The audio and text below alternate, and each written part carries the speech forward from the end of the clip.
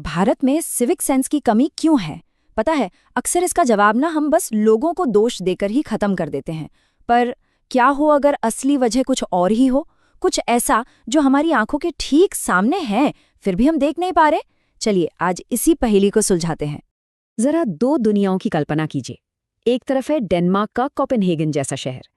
यहाँ क्या है, हर कुछ मिनट पर एकदम चकाचक पब्लिक टॉयलेट, सड़कें बिल्कुल मक्खन जैसी, और ट्रैफिक में कोई शोर शराबा नहीं, एकदम शांत। और फिर दूसरी तरफ है हमारे शहर, कूड़े के ढेर, गड्ढों से भरी सड़कें और कानों को फाड़ देने वाला हॉर्न का शोर। ये तो हमारी रोज की कहानी है ना? मतलब पब्लिक टॉयलेट पर या तो ताला लगा मिलेगा, या इतना गंदा होगा कि अंदर जाने की हिम्मत ही ना हो।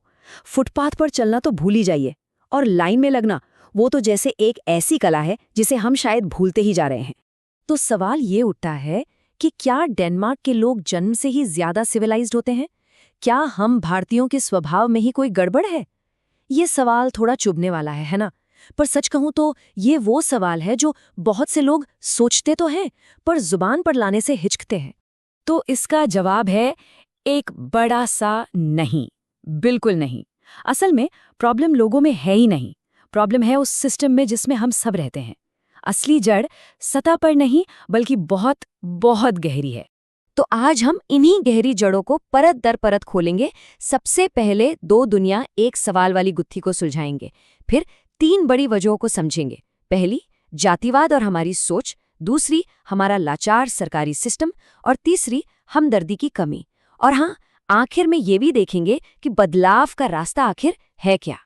तो चलिए शुरू करते हैं और इस आम सोच से जरा आगे बढ़कर देखते हैं कि असल कहानी है क्या। हमारी सबसे पहली और शायद सबसे गहरी जड़ वो है जातिवाद से जुड़ी हमारी मानसिकता। ये एक ऐसी सामाजिक दीवार है जो हमें सफाई की जिम्मेदारी लेने से ही रोक देती है। देखिए, सदियों से हमारे समाज में सफाई का काम एक खास जाति से जोड़कर देखा गया है।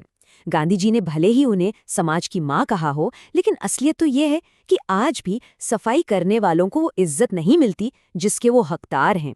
आज भी देश के ज्यादातर सफाई कर्मचारी दलित समुदाय से ही आते हैं, और उन्हें बिना किसी सेफ्टी के गटर में उतरने जैसे जानलेवा काम करने पर मजबूर किया जाता है।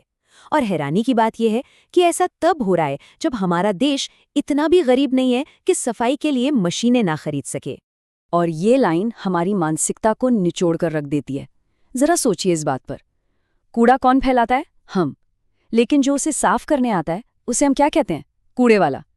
मतलब हमने अपने ही फैलाए हुए कचरे से खुद को कितनी सफाई से अलग कर लिया है। यही सोच भारत और डेवलप्ड देशों में जमीन आसमान का फर्क पैदा कर देती है। भारत में क्या है, लेबर सस्ता है, तो हमने मान लिया है कि भाई सफाई करना तो किसी और का ही काम है।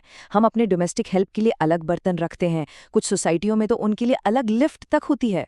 वहीं विदेशों में डोमेस्टिक हेल्प एक लग्जरी है, बहुत महंगी, इसलिए ज्यादातर लोग अपना घर खुद साफ करते हैं, और वहां इसे किसी भी दूसरे काम की तरह ही देखा जाता है, पूरी इज्जत के साथ। अच्छा, तो ये तो हुई मानसिकता की बात। अब आते हैं दूसरी बड़ी वजह पर, हमारा लाचार सरकारी सिस्टम। ये एक ऐसी रुकावट है जिसका सीधा असर हमारे रोज के बिहेवियर पर पड़ता है। अक्सर ये शिकायत सुनने को मिलती है ना कि देखो लोग खुले में पेशाब कर रहे हैं, इनमें सिविक सेंस ही नहीं है। पर क्या ये सिर्फ उनकी आदत का सवाल है या कहानी कुछ और है? जरा असलियत देखिए। ज्यादातर पब्लिक टॉयलेट्स पर या तो ताला लटका होता है, या फिर वो इतने गंदे होते हैं कि इस्तेमाल करने लायक ही नहीं होते। कहीं पानी नहीं है तो कहीं बदबू से खड़ा होना मुश्किल है, इन्फेक्शन का डर अलग। अब ऐसे में जरा सोचिए, वो रेहड़ी पटरी वाले या वो मजदूर जो दिन भर सड़क पर काम करते हैं, उनके पास आखिर ऑप्शन क्या बचता है? देखिए, यहाँ पर ना एक बड़ा सिंपल सा साइकोलॉजिकल रूल काम करता है। वो ये कि एक साफ सुथरी जगह अपने आप लोगों को साफ रहने के लिए मोटिवेट करती है। सबसे बढ़िया उदाहरण दिल्ली मेट्रो या कोई भी एयरपोर्ट।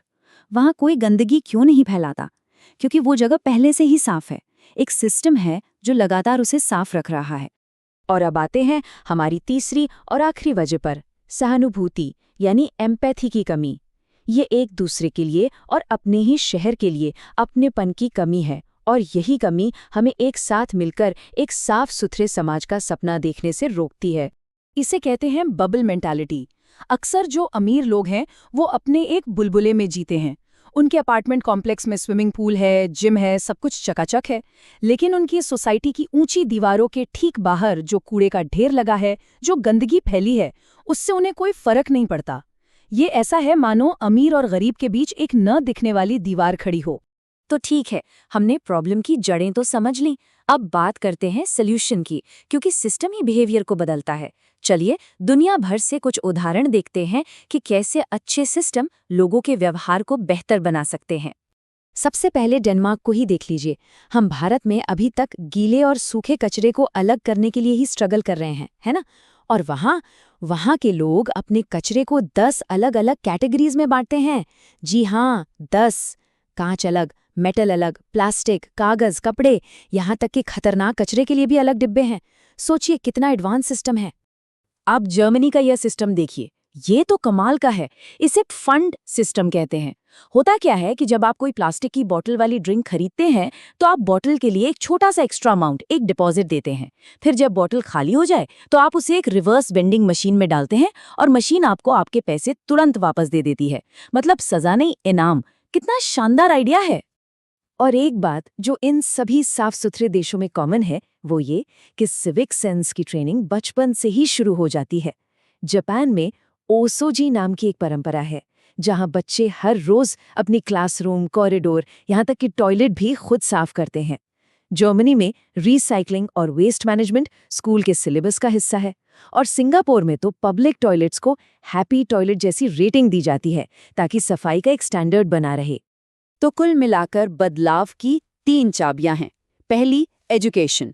स्कूलों में बच्चों को सिविक सेंस, एम्पैथी और डिग्निटी ऑफ लेबर, यानी हर काम के सम्मान के बारे में सिखाना।